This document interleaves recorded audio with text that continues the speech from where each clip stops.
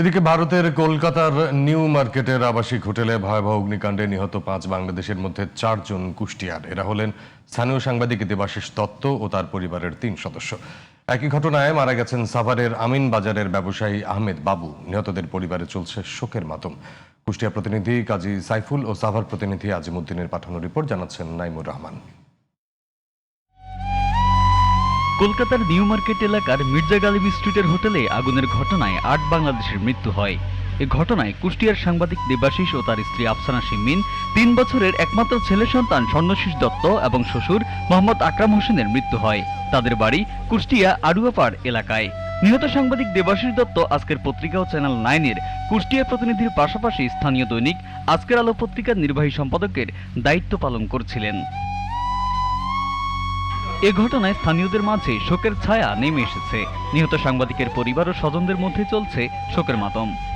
ছবি করছে, ছবিটা আমাকে দেখাতে, ছবিটা যখন আমার দেখাতেছে না তারপর যখন আমার দেখালো তখন আমি কনফার্ম হয়ে গেলাম এটা দেবাশিস।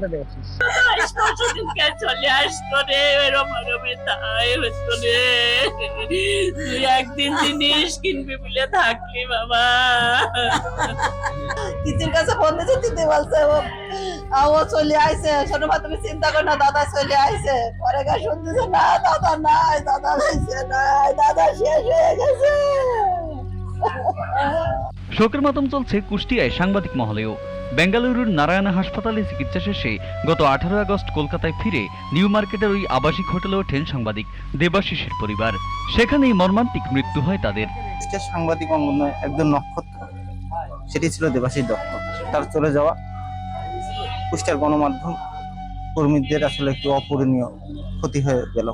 এছাড়াও শোকের মাতম চলছে সাভারের আমিনবাজার ইউনিয়নের বেগুনবাড়িতে। কলকাতায় আগুনে পুড়ে মারা যান আদম আলীর ছেলে আহমেদ বাবু। সোমবার রাতে কলকাতায় যান তিনি।